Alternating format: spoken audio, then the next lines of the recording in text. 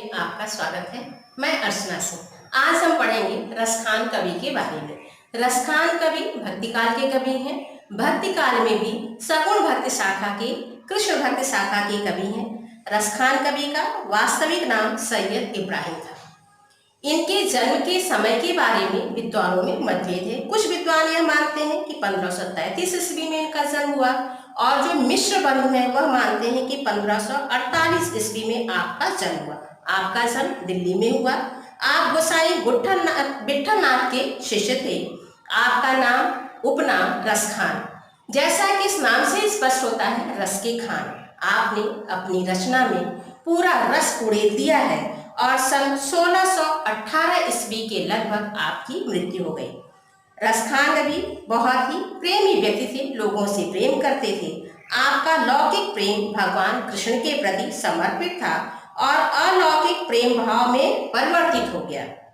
रसखान कवि श्री कृष्ण के रूप सौंदर्य के ऊपर मुग्ध थे, उतना ही वह उनकी लीला भूमि ब्रज से भी प्रेम करते थे। रसखान कवि की दो पुस्तकें प्रसिद्ध हैं, एक सुजान रसखान और दूसरी प्रेम वाटिका।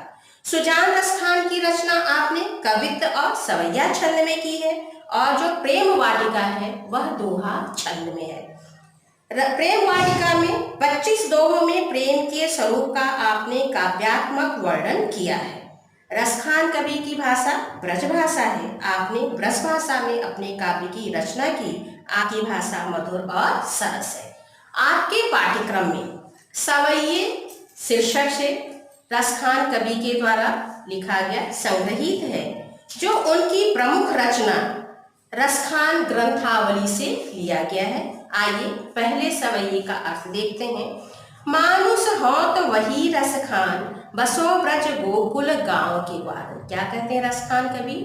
यदि मैं मनुष्य हूँ, बसो ब्रज गोकुल गांव के ग्वारम, तो मैं ब्रज में, गोकुल में, ग्वाल वालों के बीच में रहूं। यह कृष्ण के प्रति कवि की अनन्य भक्ति है। क्या कहते हैं? यदि मैं मनुष्य के रूप में जन्म लूं तो मेरी यही इच्छा है, मैं यही चाहता हूँ कि मैं ब्रज के गोकुल गांव में ग्वाल वालों के साथ रहूं। जो पशु हो तो कहा बस मेरो। और क्या कहते हैं कवि? यदि पशु के रूप में मेरा जन्म होता है तो मेरा अपने ऊपर बस नहीं होगा। मैं जहाँ चाहूंगा वहीं वह नहीं कर पाऊंगा। तब मैं कभी आपसे हे ईश्वर यह प्रार्थना करता हूँ, चलो नित नंद की धेनु मझारन। मैं प्रतिदिन नंद के गायों, मझारन मतलब बीच में, नंद की गायों के बीच में चलूं। पाहन हो तो वही गिर को। फिर कभी कहते हैं यदि पत्थर के रूप में मेरा जन्म होता है, गिरि मतलब पहाड़, तो मैं उसी पहाड़ का पत्थर बनना चाहता हूँ। जो धर्यो कर छत्र पुरंदर धारण, जिसे छत्र के रूप में कृष्ण ने इंद्र की वर्षा से रक्षा के लिए धारण किया था, उसी पहाड़ का मैं पत्थर बनना चाहता हूँ। जो खग हो तो बसेरो करो, और खग मतलब पक्षी। यदि पक्षी के रूप में जन्म लेता हूँ तब मैं कहाँ बसेरा करूँ, कहाँ निवास करूँ? मिली कालिंदी कूल कदम्ब किनारन। कालिंदी कूल, कालिंदी के किनारे, यमुना के किनारे, कदम्ब किनारन, कदम्ब की डाल पे। अब आइए पूरे गान देखते हैं। रसखान कवि कहते हैं कि हे ईश्वर, यदि मैं मनुष्य के रूप में जन्म लूं तो मैं यह चाहता हूँ कि ब्रज में, गोकुल गांव में, ग्वाल बालों के बीच में रहूं। यदि मैं पशु के रूप में जन्म लेता हूँ तब मेरा अपने ऊपर बस नहीं होगा। तो हे ईश्वर, मैं यह चाहता हूँ कि मैं प्रतिदिन नंद की गायों के बीच में चलूं। यदि मैं पत्थर बनूं तो मैं उसी पहाड़ का पत्थर बनना चाहता हूँ जिसे कृष्ण भगवान ने इंद्र से की अतिवृष्टि से रक्षा के लिए छत्र के रूप में धारण किया था। और यदि मैं खग बनूं, पक्षी बनूं, तो मैं यह चाहता हूं कि यमुना के किनारे, कदम्ब के डालों पे, यह माना जाता है, ऐसा कहा जाता है कि यमुना के किनारे कदम के डाल पे बैठ करके कृष्ण भगवान बांसुरी बजाते हैं। वही कवि क्या कहते हैं कि पक्षी के रूप में जब मैं जन्म लूं तो यह चाहता हूं कि यमुना के किनारे कदम की डालों पे मेरा निवास हो। अब आइए यहाँ पे आप प्रसंग क्या लिखेंगे कि कवि यहाँ पे अपनी अनन्य भक्ति भगवान के प्रति दिखाते कहते हैं कि जिस भी रूप में मेरा जन्म हो मुझे ईश्वर की निकटता मिले। उसके बाद आप अर्थ लिखेंगे, फिर काव्यगत सौंदर्य लिखेंगे कि इसमें हर रूप में कवि यह चाहता है कि वह ईश्वर का सानिध्य मिलता रहे, ब्रजभाषा है, सवैया छंद है। अब आइए दूसरे सवैयेकार देखते हैं। आज गई ही तो भोर ही हो। यहाँ पर एक सखी दूसरी सखी से कृष्ण के सौंदर्य का वर्णन करती कहती है कि आज मैं भोर में ही गई थी, प्रातः काल ही गई थी। रसिखान रही वही नंद के भवन है। रसखान कवि कहते हैं कि वह सखी कहती है कि मैं नंद के भवन में गई हुई थी। वाक्य जियो जुग लाख करो, वह उनका जो पुत्र है। जुग युग, लाख करोड़, लाखों करोड़ों तक जियो जीवित रहे। जसोमति को सुख जात कहो ने, जिसे देख करके माता यशोदा को जो सुख मिलता है उस सुख का वर्णन मैं नहीं कर सकती। उनका वह पुत्र लाखों करोड़ों वर्षों तक जीवित रहे।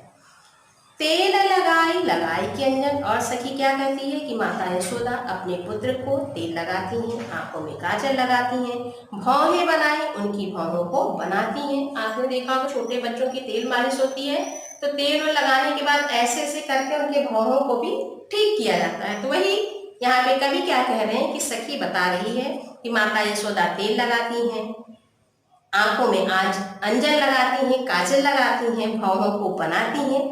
बनाए डिठौने, डिठौने एक काला टीका यहाँ पे बच्चों के ऐसा माना जाता है कि उस टीका को लगा देने से लोगों की नजर नहीं लगती है, तो वह क्या करती हैं, लोगों की नजर से बचाने के लिए काला टीका लगाती हैं। डारी हमेलन हार, हमेलन सोने का, और फिर उनके गले में स्वर्ण हार डालती हैं निहारत, और उनके सौंदर्य को देखती हैं। वारत ज्यों चुचकारत छौनई, और क्या कहते हैं कवि कि इस तरह से वह अपने पुत्र को प्यार करते हुए, छौनई पुत्र को प्यार करते, चुचकारत मतलब प्यार करते हुए, वारत अपने को न्यौछावर करती हैं। अब आइए पूरे कर देखते हैं। रसखान कवि कहते हैं एक सखी दूसरी सखी से कहती है कि आज मैं प्रातः काल ही नंद के भवन गई हुई थी। अपने पुत्र को देख करके माता यशोदा को जो सुख प्राप्त होता है उस सुख का वर्णन मैं नहीं कर सकती। उनका वह पुत्र लाखों करोड़ों युगों तक जीवित रहे।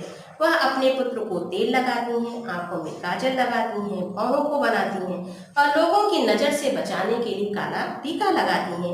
उनके गले में सोने का हार डालती हैं, और अपने पुत्र के सौंदर्य को देख करके उन्हें प्यार करती हैं, पुचकारती हैं, और अपने को उनके ऊपर न्यौछावर करती हैं। अब ये दूसरा सवैया भी पूरा हो गया। काव्यगत सौंदर्य में क्या लिखेंगे कि यहाँ पे कृष्ण के सौंदर्य का कवि ने वर्णन किया है, ब्रजभाषा है, सवैया छंद है, और अनुप्रास अलंकार है। धन्यवाद। इसके आगे हम कल